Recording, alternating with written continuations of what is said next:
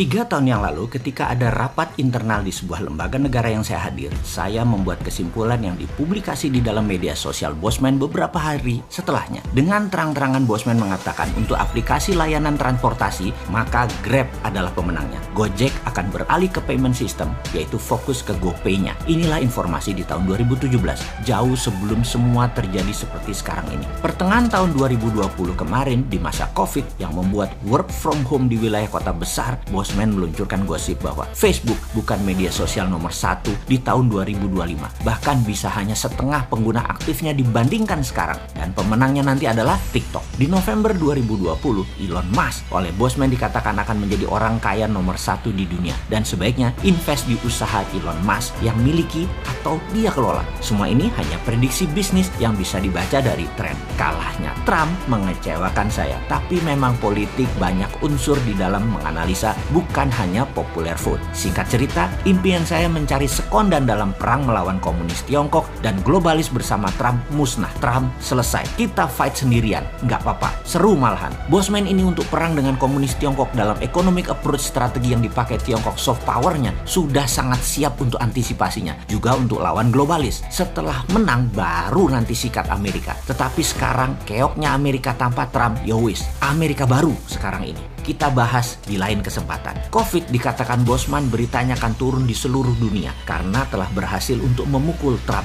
COVID telah selesai sebagai political tool. Namun tugas COVID sebagai pandemik masih panjang. COVID adalah musuh biologis dan belum bisa teratasi mungkin hingga 4 tahun ke depan. Kecuali bernegaranya seperti Mongolia mungkin ya, atau beberapa negara yang dipimpin cewek seperti New Zealand, Taiwan. Itu semua bagus sekali mengelola COVID-nya. Sekarang kita balik ke geoekonomi dulu. Kita tinggalkan sebentar geopolitik Amerika yang sudah selesai dengan Biden dilantik. Demokrat menang dan bersiap-siap kita perang shadow versi baru. Kita diskusi tentang matinya Facebook juga WA, bagian dari kerajaan Mark Zuckerberg. Namun bukan membuat Mark jadi miskin. Dia menurut saya akan seperti GoPay, fokus di financial inclusive. Libra, mata uang digitalnya, itu akan dia fokuskan karena pasti akan menguntungkan 10 kali lebih banyak untungnya dari Facebook dan WA jika dijumlahkan. Jadi kita yang biasa mengiklankan menggunakan Facebook Ads, IG Ads, nanti siap-siap jadi garing, siap-siap sepi dan boros. Tidak efektif, tidak seefektif dulu dibandingkan kita mengiklan di YouTube dan TikTok. Juga akan hidup kembali Google Ads dengan SEO